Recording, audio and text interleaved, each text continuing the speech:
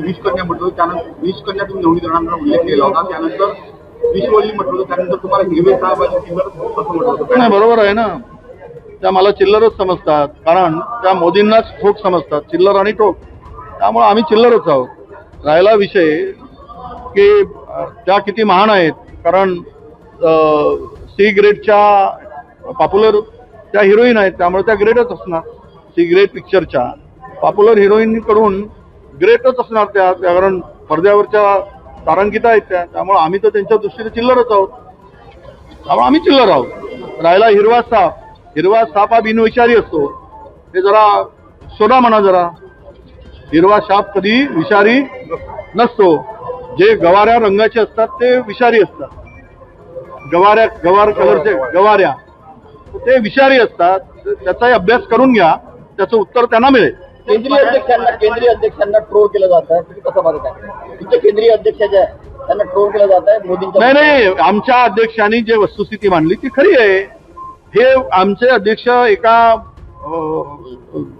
म्हणजे दलित समाजाचे आहेत म्हणून त्यांना ट्रोल करताय. आणि सुब्रमण्यम स्वामींनी तुमच्या पंतप्रधानावर वाटेल ते बोललेत, तर महिलांबद्दल बोललेत, पंतप्रधानावर बोललेत. तर त्यावेळेस तुमचं तोंड काय शिवलं होतं? कोणी शिवलं तुमचं तोंड? तुमच्या तोंडाला कोण चिकटपट्टी लावली? त्यावेळेस तुम्ही का बोलत नाही? तुमच्याच पक्षाचा एक नेता महिलांचा अवमान करतो, महिलांच्या वाटेल ते पंतप्रधानाचं नाव घेऊन बोलतो, त्यावेळेस तुम्हाला काहीच वाटत नाही, त्यावेळेस लाज वाटत नाही.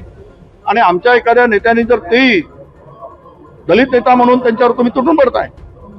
दलित नेत्यांनी एक वक्तव्य केलं, तेही सत्यतेला धरून केल्यामुळं जर ते वक्तव्य केलं असेल तर त्याचा जर भारतीय जनता पक्ष किंवा त्या पक्षाची भूमिका असेल तर मला वाटतं की ही दुपट्टी भूमिका आहे. आणि या दुपट्टी भूमिकेतून ते बोलत आहेत. त्याच्यातून आमच्या नेत्यांना आणि आम्हाला त्याच्या बोलण्याचा काही परिणाम होणार नाही. तक्रार दिल्याशिवाय पुढची कारवाई पोलिसांना सुद्धा एव्हिडन्स मिळणार नाही. खरातमध्ये हिंमत केली महिलांनी, त्यामुळे ते प्रकरण मोठं झालं आणि कारवाई मोठ्या प्रमाणात झाली. इथे सुद्धा अशा विकृतीला खतपाणी न घालता पूर्ण मला वाटतं की सगळ्यांनी हिंमत दाखवावी आणि अशी प्रकार पुन्हा होऊ नयेत यासाठी पुढे यावं अशी आमची विनंती. हे बघा, गुन्हेगार कुठल्या जातीचा आहे, धर्माचा आहे, घालून आणलं त्याला धार्मिक रंग देण्याचं काम काही नालायककरण त्या लोकांनी केलं. पण वस्तुस्थिती तशी नसते. तो गुन्हेगारच. या ठिकाणी परतवाड्याच्या ठिकाणी झालेली घटना ही निश्चितच ही दुर्दैवी घटना, ही कोणी सहन करणारी घटना नाही. परंतु जी मंडळी आज ही घटना घेऊन पुढे येत आहे, त्यावेळेस खरातचं प्रकरण आलं होतं, किंवा आता परवा मोजरीचा तो एक जो प्रचारक आहे विश्व हिंदू परिषदेचा, त्यावर बोलायला तयार नाही. तिथे त्यांची तोंड शिवली जातात, तोंड बंद होतात. हे कोणी या महिलांचं शोषण करणार असेल, बलात्कार करणार असेल, महिलांचा अवमान करणार असेल, या किंवा मुलींचा हे असेल, आज महाराष्ट्रामध्ये 4,67,000 महिला गायब आहेत. त्यावर कोण बोलत आहे? कोणी बोलायला तयार नाही. रोज 4 लहान मुली आणि 3 महिलावर अत्याचार होताना दिसतोय आम्ही, अल्पवयीन मुली. 7 महिला बरी पडतायत रोज. यावर कोण बोलत आहे? पुढे महिला सुरक्षित आहेत. म्हणून जिथे मणिपूरमध्ये यांची भूमिका वेगळी, महिलांना त्या तरुणींना रस्त्यावर कपडे काढून निवृत्त फिरवलं गेलं, त्यावेळेस हे बोलले नाहीत. हाथरसमध्ये बोलले नाहीत.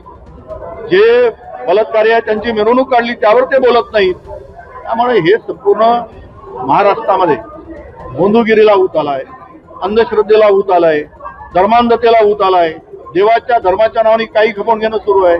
काल एक पाहिलं तुम्ही, त्याला पकडून नेताना तो तर मुलत करून द्यायला तयार होता, तोटके सांगून. काही चाललंय हे देवाच्या नावाने. आणि हे संपूर्ण धार्मिक विष पेरून चाललेला आहे. परतवाड्याचा विषय हा अत्यंत दुर्दैवी विषय आहे.